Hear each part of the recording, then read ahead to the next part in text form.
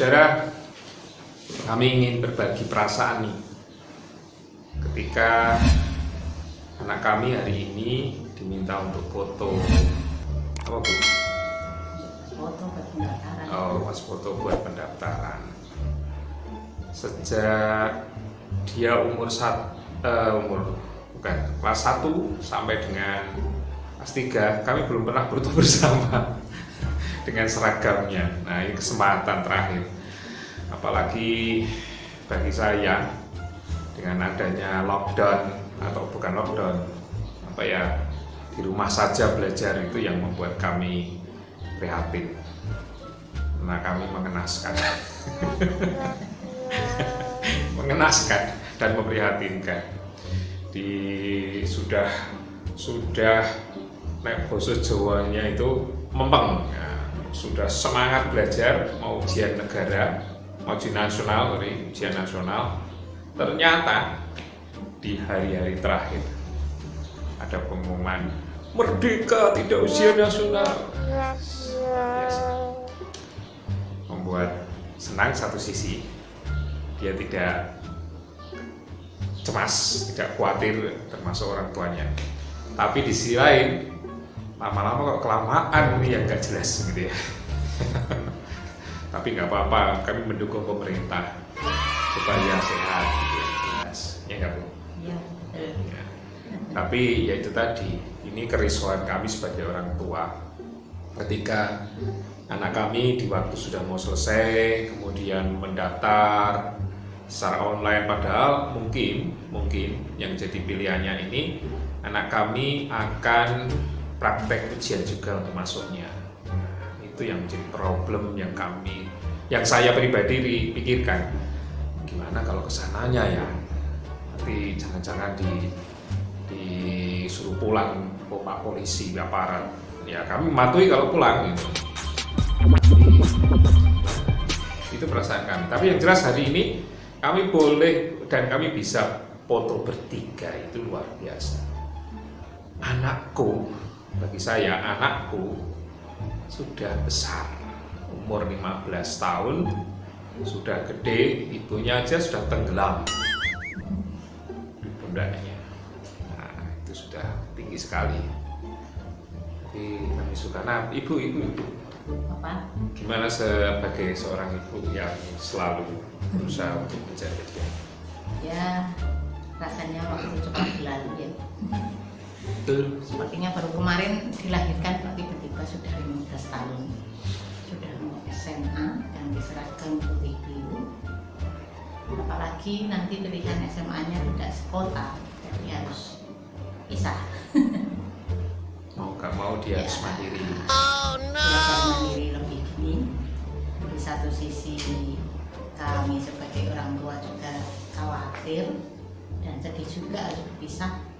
Tapi ya di sisi lain ada baiknya juga untuk belajar mandiri supaya dia bisa mengambil keputusan sendiri, belajar hidup sendiri dan bertanggung jawab dengan dirinya sendiri. Tapi ya semoga bisa menjalani sekolahnya di tempat yang baru dengan penuh tanggung jawab dan bisa selesai dengan sempurna juga. Dan semoga nanti SMA-nya tidak bernasib sama dengan SMP-nya yang mengenaskan ini. Tidak ada ujian nasional dan tidak ada batas waktu kapan mau sekolah lagi gitu ya, bertemu dengan guru dan teman-temannya. Ternyata saya itu dari mulai dia menetapkan pilihan untuk sekolah ke luar kota, ternyata sama dengan orang tua yang lain. Orang tua yang lain boleh menghitung hari. Saya juga begitu. Aduh, anak kami hari-harinya tidak lagi akan dekat dengan orang tuanya. Kalau mungkin kecemasan saya pribadi, kecemasan saya sebagai orang tua, kalau dia keluar dari rumah itu sudah dewasa, 17 tahun, lebih dari 17 tahun, atau SMA kemudian kuliah, itu nggak masalah, nggak terlalu risau. Tapi dia baru 15 tahun, kerisauan saya itu bisa enggak dia yang mandiri gitu. Sampai-sampai saya putuskan nanti awal-awal terserahlah ibunya mau di sana gitu. Nggak apa-apa, supaya melatih kemandirian dia. Gitu ya, itu deal kami. Tapi ya, nggak tahu nanti. Yang penting kita punya rencana planning supaya kecemasan itu berkurang bagi saya. Kali kecemasan. Wah, ya jelas. Karena dia yang melahirkan. Nah, ya betul. Setiap saat kalau di rumah lalu ibu yang diandalkan, tiba-tiba harus diri sendiri. Bisa nggak ya? Semoga bisa. Semoga bisa ya. Jadi ingat salah satu bacaan apa, saya lupa renungan atau apalah tulisan. Anak-anak kita itu memang anak-anak masa depan. Someday mereka akan keluar dari kita, entah umur berapa, entah dia sudah mandiri atau belum. Ketika dia mau meraih cita-citanya, ya sudah, kita sebagai orang tua, satu, mendukung, kedua, mendampingi, sekalipun berjarak jauh gitu, tetap mendampingi. Yang ketiga, doa. Itu penting. Doa terus menerus agar anak kita tetap menjadi anak yang baik, sungguh-sungguh meraih cita-citanya dan sukses tentunya. Itu harapan kita. Walaupun di hari-hari ketika harus berpisah itu bukan perkara mudah ya, hati kita bukan perkara mudah, tapi okelah, kita harus tetap semangat dan meletakkan pengharapan kita dalam pengharapan anak kita, gitu kan Bu?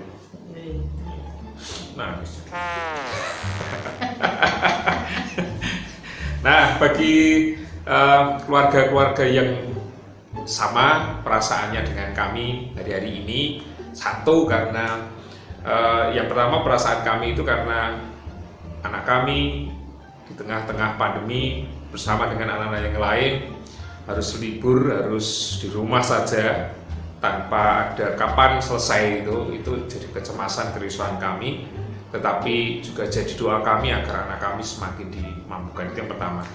Yang kedua, apa kira-kira? Apa ya? Yang kedua, ketika khususnya anak kami kelas 3 ini, ia harus keluar dari rumah dan belajar di tempat yang lebih jauh. Itu juga menjadi reschedule hidup kami. Bukan reschedule ya. Iya betul, menata ulang itu. Menata ulang lah pokoknya, menata ulang cara kami mendampingi dia, lalu mengajak dia untuk tetap fokus meraih masa depannya. Dan yang ketiga, tentu saja kami berharap pada keluarga-keluarga lain selalu dampingi anak-anak kita dalam kondisi apapun. Doa itu yang penting. Doa orang tua, doa kita, pergumulan kita dengan keluarga. Jangan hanya berdoa untuk diri sendiri, tapi selalu berdoa bagi anak-anak kita, bagi istri kita, bagi suami kita, supaya keluarga kita selalu dimampukan menjalani apapun kondisi yang kita hadapi, gitu kan? Semoga kamu mau ngomong apa?